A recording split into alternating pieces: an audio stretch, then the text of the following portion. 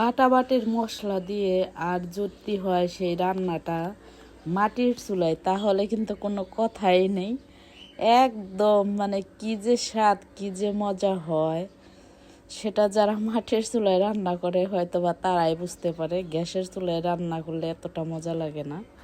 আসসালামু আলাইকুম, কাছে বা দূরে যে যেখানে আছো, আশা করি সবাই ভালো আছো। ওর বাবা শিং মাছ নিয়ে আসছে, আর শিং মাছগুলো আমি পেঁপে পাতা দেখেছি এরকম পরিষ্কার করে নিয়েছি।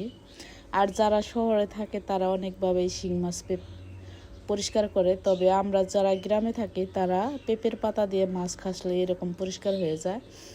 আদা, রসুন আর শুকনো মরিচ আর জিরাটা একদম বেটে মিহি করে তুলিয়ে নিচ্ছি, দেখো। আর পাটা দেওয়া পানিটাও আমি ফেলে দিইনি, দেখতেই পারতেছো। এই পাটা দেওয়া পানির ভিতরে দিয়ে দিলাম একটু নুন, আর মাছগুলো একদম খেচে খুচে যে ধুয়ে পরিষ্কার করে রেখেছিলাম সেই মাছগুলো দিয়ে দিচ্ছি পাটা দেওয়া পানির ভিতরে। তো মাছের সবগুলো মাছেরই ডিম হয়েছে, তো ডিমগুলো যাতে পেটের ভিতরে থাকে এইরকম করে আমি মাছটা কেটে নিয়েছি। বিসমিল্লাহির রহমানির রহিম।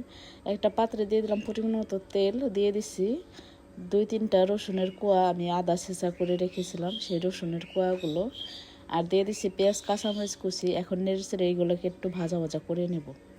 তো এরকম করে শিং মাছটা রান্না করলে মানে কোনো শিং মাছের যে একটা ভাবসা গন্ধ সেটা কিন্তু থাকে না, অনেক মজা হয় এরকম করে রান্না করলে।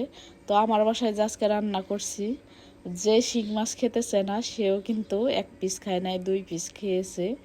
আর কি যে মজা হয়েছে সেটা যারা খাইছে তারাই কিন্তু প্রশংসাটা করছে।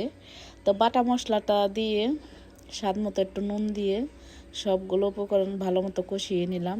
দিয়ে দিলাম অল্প পরিমাণ পানি, দিয়ে দিছি পরিমাণ মতো হলুদ ফাঁকি, যেহেতু আমি মরিচটা বেটে দিয়েছি। আর বাটাবাটির মশলাটার তরকারিটা রান্না করলে মাশাল্লাহ অনেকই মজা হয়।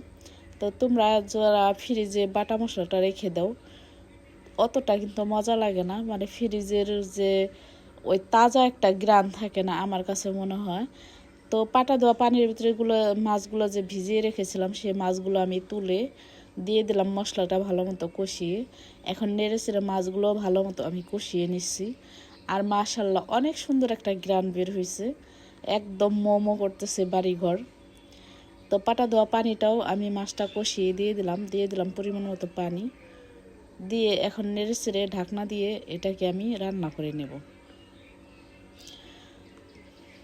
তো যারা কিন্তু মাছ খেতে চায় না তারা একবার হলো এরকম করে রান্না করে দেখো, মানে মাছে তো খাবেই, মাছের একদম পেঁপে পড়ে যাবে, মাছ ছাড়া মাছ লাভার হয়ে যাবে, মাছ ছাড়া কোনো কিছুই আর ভালো লাগবে না। তো কিছুক্ষণ পর ঢাকনাটা খুলে দিয়েছি,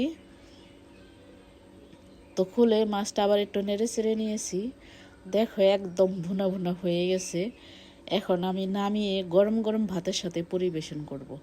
দেখতে যতটা লোভনীয় হয়েছে, মাশাল্লাহ খেতেও দারুণ সুস্বাদু হয়েছে। তোমরা বাসায় একবার হলেও ট্রাই করে দেখো।